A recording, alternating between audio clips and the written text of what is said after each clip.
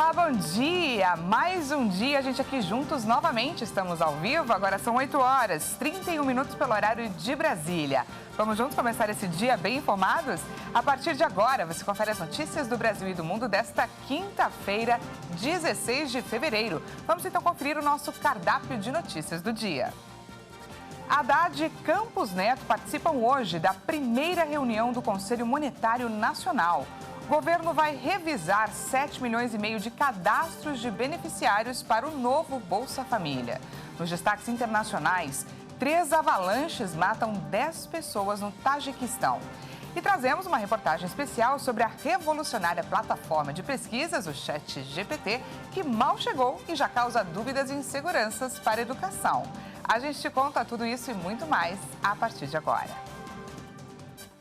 Acontece hoje em Brasília a primeira reunião do ano do Conselho Monetário Nacional. Podem ser discutidas nesse encontro questões sobre crédito, meta de inflação e regulações sobre instituições financeiras. Vamos conferir. O ministro da Fazenda, Fernando Haddad, e a ministra do Planejamento, Simone Tebet, se encontraram com o presidente do Banco Central, Roberto Campos Neto, na primeira reunião do Conselho Monetário Nacional desde a posse do presidente Luiz Inácio Lula da Silva. O Conselho é o colegiado que estabelece as diretrizes da política monetária e de crédito do país e também define as metas da inflação para a economia e influencia na taxa básica de juros, a Selic, e no ritmo do crescimento. O governo federal quer a volta do crescimento econômico, mas o atual nível da Selic no país, de 13,75% ao ano, é considerado um problema que atrapalha essa retomada. Segundo o presidente Lula, com os juros neste patamar, fica mais caro para o empresário investir e o consumidor financiar bens. E com isso, a economia não cresce. Já o Banco Central é o órgão estatal responsável pelo controle da inflação a partir da taxa básica de juros. Mas para isso, aumenta a alíquota de juros, o que reduz o consumo e também os investimentos. Em meio a esse debate econômico, cresceu a pressão política sobre Campos Neto. Um manifesto assinado por diversos economistas foi lançado, cobrando juros mais baixos. Campos Neto classificou como legítimo o debate sobre juros altos. Ele considerou importante ter alguém que questione as decisões como parte do jogo do equilíbrio natural. E o governo vai revisar os 7,5 milhões de benefícios para o novo Bolsa Família, que deve ser relançado na semana que vem. Cerca de 5 milhões se declaram unipessoais, ou seja, dizem que moram sozinhos, e 2,5 milhões de cadastros apresentam indícios de irregularidades. Com o objetivo de incluir quem está de fora do programa e tem o direito e excluir quem está recebendo benefícios de forma irregular, 5 milhões de beneficiários que declaram ser unipessoas terão os dados revisados entre março e dezembro pelo Ministério do Desenvolvimento e Assistência Social, Família e Combate à Fome. Segundo o Ministério, em 2021, a média de famílias com mais de uma pessoa diminuiu, enquanto que os cadastros de pessoas que afirmam morar sozinhas aumentou de forma significativa. Entre dezembro de 2019 e dezembro de 2022, o número de cadastros unipessoais de beneficiários da transferência de renda cresceu 224%. A Controladoria Geral da União informou que o Ministério também vai verificar 2,5 milhões de beneficiários que apresentam indícios de irregularidades de renda e não atendem os critérios do programa. Com esse pente fino no cadastro, o governo pretende abrir espaço no orçamento do Bolsa Família para o pagamento do adicional de R$ 150 para famílias com crianças de até 6 anos, uma promessa de campanha. O governo federal também vai investir 2 bilhões e 400 milhões de reais para a atualização do Cadastro Único, a ferramenta que é responsável pela entrada nos programas sociais, como o Auxílio Brasil, e conta com mais de 40 milhões de pessoas inscritas. O presidente Luiz Inácio Lula da Silva confirmou que o governo federal vai relançar o Bolsa Família na semana que vem. Um levantamento apontou que mais de 40 mil famílias foram despejadas em todo o país desde o início da pandemia de Covid-19. Do total de casos, mais de 7 mil famílias estão aqui em São Paulo. Sem recursos para pagar o aluguel, mais de 40 mil famílias foram vítimas de despejo ou reintegração de posse em todo o Brasil desde o início da pandemia de Covid-19, em março de 2020. Os dados são do Mapeamento Nacional de Conflitos pela Terra e Moradia, organizado pela campanha Despejo Zero. O estado de São Paulo lidera o levantamento com 7.376 famílias despejadas e outras 65.600 estão sob ameaça de despejo. O Rio de Janeiro vem na sequência com mais de 6 mil famílias despejadas e cerca de 5.500 ameaçadas. E no Amazonas são quase 4.900 famílias retiradas de suas casas e cerca de 33 mil em risco de perder o lar. Em todo o país, 177.628 crianças foram atingidas pela falta de lar ou risco de perder o teto. Os dados mapearam também 174.512 idosos entre as vítimas de conflito por terra ou moradia. Os casos de remoção total ou parcial ocorrem principalmente nas regiões Sudeste, com mais de 16 mil, e Nordeste, com mais de 10 mil famílias atingidas. 3 pessoas foram presas nesta quarta-feira em uma operação da Polícia Federal que desmontou uma quadrilha que lavava dinheiro com a venda de ouro ilegal. Vamos conferir na reportagem da Jaqueline Fonseca. A Polícia Federal cumpriu 3 mandados de prisão e 27 de busca e apreensão em 12 municípios, entre eles Belém e Santarém, no Pará, Rio de Janeiro, Manaus, Campinas, em São Paulo, Boa Vista, em Roraima e Brasília. A ação conjunta com o Ministério Público e a Receita Federal desmontou uma organização criminosa que lavava dinheiro e fazia contrabando de ouro extraído ilegalmente de garimpos irregulares na região amazônica. Além das prisões, também foi cumprida a ordem judicial para bloquear 2 bilhões de reais dos suspeitos.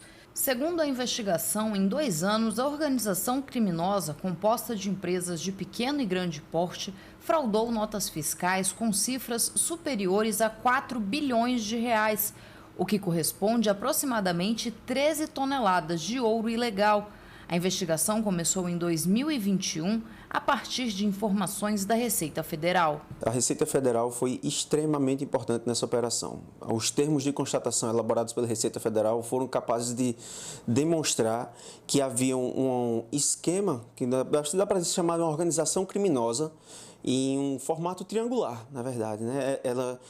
Empresas de baixo escalão, né, digamos assim, as empresas menores, elas recebiam notas fiscais, elas recebiam um ouro ilegal, notas fiscais ilegais, emitiam novas notas fiscais a partir desse recebimento, dando uma aparência de legalidade ao ouro, então repassava esse ouro para empresas maiores que estão no topo do triângulo da exportação. Todo o esquema criminoso ele culmina numa única empresa exportadora. Segundo a Polícia Federal, o ouro extraído ilegalmente de garimpos da Amazônia brasileira era vendido para vários países por uma única empresa sediada nos Estados Unidos.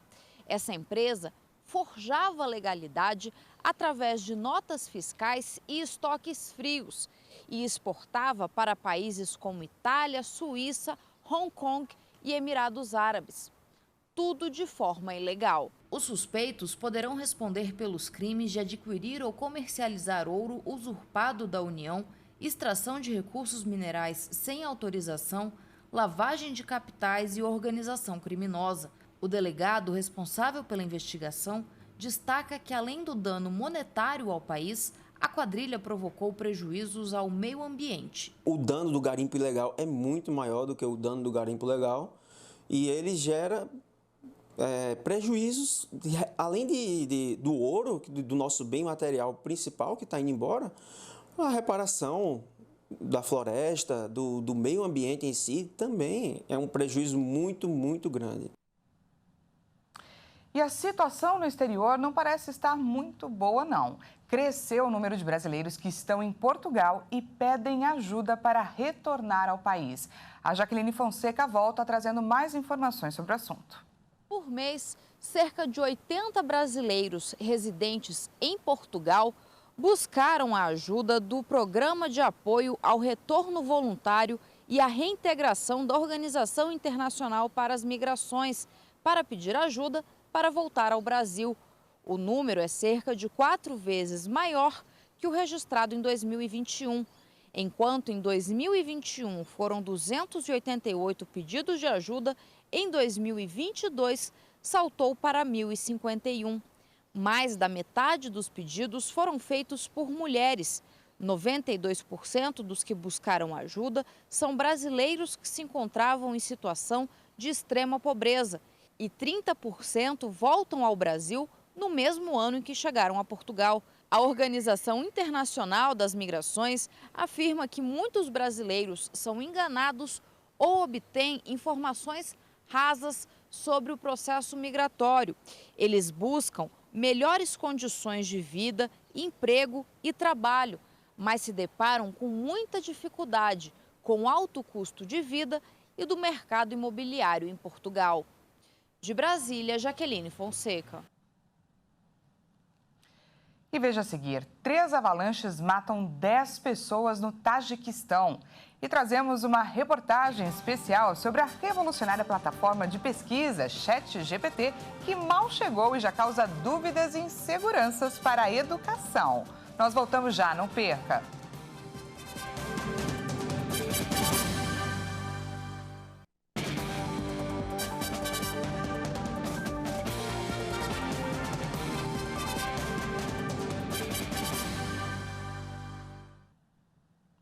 Seja bem-vindo mais uma vez, estamos de volta ao vivo. Agora, 8 horas e 46 minutos pelo horário de Brasília. Voltamos com os destaques internacionais. Pelo menos 10 pessoas morreram e outras 12 ficaram feridas após 3 avalanches atingirem cidades do leste do Tajiquistão, na Ásia Central. De acordo com o Comitê de Emergências e a Defesa Civil do país, os acidentes aconteceram após uma forte nevasca atingir a região. 4 apartamentos ficaram completamente destruídos e pelo menos 35 casas e 5 edifícios foram parcialmente danificados. De acordo com autoridades, o comitê está realizando investigações para determinar a verdadeira extensão dos danos gerados pelo fenômeno. O alerta para novas avalanches no leste do Tajiquistão deve persistir pelo menos até o próximo domingo. E quase 2 semanas após o descarrilamento de um trem com gás tóxico no estado americano de Ohio, o governador da região fez novos alertas à população. Após o acidente, um grande incêndio foi registrado, liberando diversos ativos perigosos. E os impactos desse episódio para a saúde dos moradores e para o meio ambiente também ainda estão sendo apurados. Nesta quarta-feira, o governador Mark DeWine pediu à população que vive perto do local do acidente que bebesse água engarrafada para evitar qualquer risco. No dia 3 de fevereiro, um trem descarrilou e deu início a um incêndio generalizado, acompanhado de uma fumaça tóxica no ar, inclusive cloreto de vinila. O composto é um gás incolor usado como arma química na Primeira Guerra Mundial e considerado cancerígeno pelo Instituto Nacional do Câncer dos Estados Unidos. A Junta Nacional de Segurança no Transporte informou que o acidente resultou no descarrilamento de 38 vagões e um incêndio que danificou outros 12. De acordo com as autoridades, das seções que saíram dos trilhos, 11 transportavam materiais perigosos, como cloreto de vinila, acrilato de butila e outros produtos químicos. Os moradores da área tiveram que ser retirados e permaneceram vários dias fora de casa pelo risco de novos vazamentos de gás. E mudando de assunto, o presidente do Banco Mundial anunciou que vai deixar o cargo à frente da instituição no fim de junho deste ano. Após pensar muito, decidi buscar novos desafios, disse Malpass em um comunicado do banco. Seu mandato de 4 anos de duração viu a entidade enfrentar crises mundiais como a pandemia de Covid-19 e a invasão russa da Ucrânia. O banco lembrou em um comunicado que Malpass respondeu rapidamente a esses desafios, em particular mobilizando o valor recorde de 440 bilhões de dólares para responder à pandemia. O comunicado também ressaltou que, sob a liderança dele, o grupo do banco mais que dobrou o financiamento climático nos países em desenvolvimento. Malpass foi secretário do Tesouro dos Estados Unidos. Seu mandato no banco expirava em 2024. O diretor do Banco Mundial, tradicionalmente, é americano, enquanto o do outro grande credor internacional, o FMI, costuma ser europeu.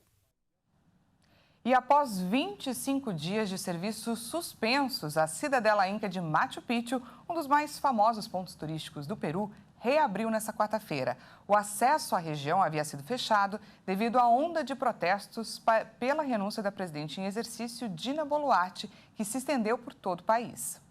Cerca de 700 turistas visitaram o sítio arqueológico até o meio-dia desta quarta-feira, informou o Ministério da Cultura. A famosa cidadela, construída no século XV, estava fechada ao turismo desde 21 de janeiro devido à crise política e social peruana. O serviço ferroviário que transporta pessoas e cargas de Cusco para a cidade de Machu Picchu foi interrompido por 18 dias devido a ataques e destruição da ferrovia em protestos, exigindo a renúncia da presidente peruana Dina Boluarte. Um painel de especialistas científicos entregou nesta quarta-feira o relatório que investiga um possível envenenamento do diplomata e poeta chileno Pablo Neruda, em 1973. Uma juíza irá fazer análise do caso. O painel de especialistas que investiga um possível envenenamento de Neruda, em 1973, entregou o documento à juíza Paula Plaza, que está à frente do caso. Os relatórios do terceiro painel acabam de ser apresentados. O tribunal não tinha conhecimento do conteúdo desses relatórios até hoje, de maneira que não posso assumir a responsabilidade pelo que circula na imprensa de que alguns dos intervenientes tinham conhecimento prévio. A magistrada aproveitou para desvincular a corte das teorias que surgiram na imprensa sobre a possibilidade do poeta não ter morrido de câncer, mas sim por uma injeção da bactéria do botulismo em seu organismo. O laudo pericial não é vinculante e a juíza deve decidir os passos a seguir após a conclusão dessa etapa, em um prazo que ela mesma se recusou a definir. Rodolfo Redes, advogado e sobrinho do poeta, afirmou esta semana que os resultados fornecidos pelos laboratórios são suficientes para confirmar que Neruda foi envenenado. Uma nova plataforma de inteligência artificial tem deixado muita gente em dúvida sobre a veracidade, sobre a segurança das informações coletadas. O ChatGPT chegou como um novo desafio para os educadores. Vamos conferir na reportagem da Bruna de Jaimo. São necessários poucos segundos para que a plataforma ChatGPT escreva um artigo sobre aquecimento global. Os robôs do sistema criam conteúdos, escrevem redações, resolvem problemas de matemática e são capazes, inclusive, de manter um diálogo e aprender com o usuário. Ele é um modelo de linguagem que consegue entender aquilo que nós estamos escrevendo, entender as nossas intenções, o que nós queremos com aquele texto. E assim ele também consegue dar uma resposta adequada. E todo o lance legal dele é que ele gera texto em tempo real e texto original. Ele não está copiando de nenhum lugar. E assim, ele consegue criar textos de qualquer natureza para você. O ChatGPT foi criado por uma organização sem fins lucrativos localizada em São Francisco, que desenvolve pesquisas na área de inteligência artificial e faz isso para que as informações, dados e funcionamento sejam feitos de forma segura e responsável. A empresa foi fundada em 2015 por um grupo de empresários e tem como cofundador o bilionário Elon Musk. E o projeto tem tido sucesso. Em uma semana, mais de 5 milhões de downloads foram feitos. Além disso, a Microsoft vai investir 10 milhões de dólares no aperfeiçoamento da plataforma. O chatbot autônomo já conta com 40 bilhões de palavras em seus registros. Essas palavras foram obtidas através de notícias, textos e artigos disponíveis na internet. A ferramenta é valiosa para empresas e organizações de diversos tipos e vai se tornar muito mais poderosa. Por ser uma inteligência artificial, ela vai mudar e se adaptar constantemente. Ela vai evoluir, com certeza, para trazer um resultado que seja um pouco mais próximo ali do 100% de taxa de acerto. No entanto, dá para se dizer que esse não é o intuito dessa ferramenta ainda. Mas, como toda tecnologia, o ChatGPT também tem limitações. São elas poder gerar informações incorretas, poder produzir instruções prejudiciais e conteúdos tendenciosos e tem um conhecimento limitado do mundo e eventos após 2021. E a popularização da inteligência artificial já chegou para alguns estudantes dos Estados Unidos, que usaram a plataforma para a produção de seus trabalhos escolares.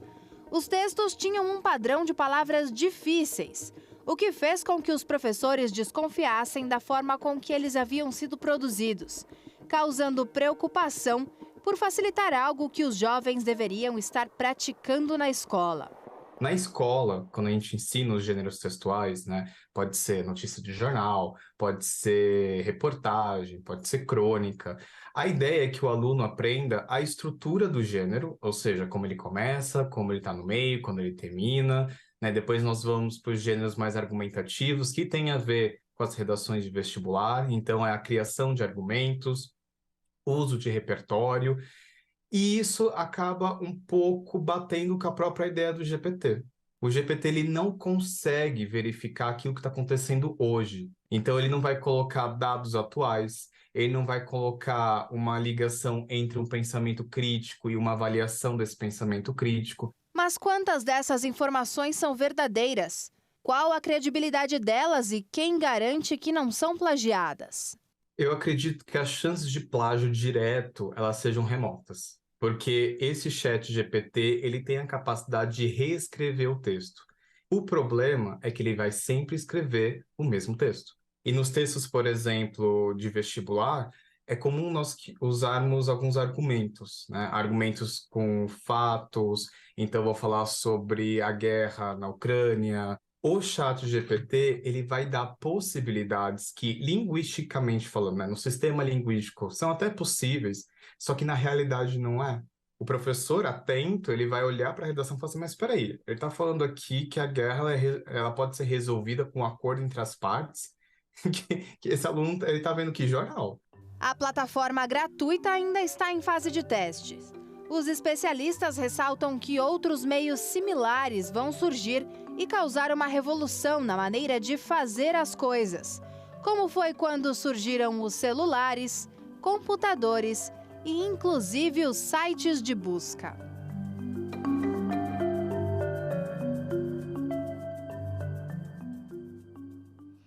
Pois é, mais uma tecnologia está chegando aí para mudar a nossa forma de nos relacionar, de trabalhar, mas é preciso ficar atento e aberto aí às mudanças. Essa edição fica por aqui. Muito obrigada pela sua companhia. Às 10 horas, Patrícia Verenique chega com mais informações. E à 1 da tarde, eu e ela estaremos aqui esperando por você. Até lá!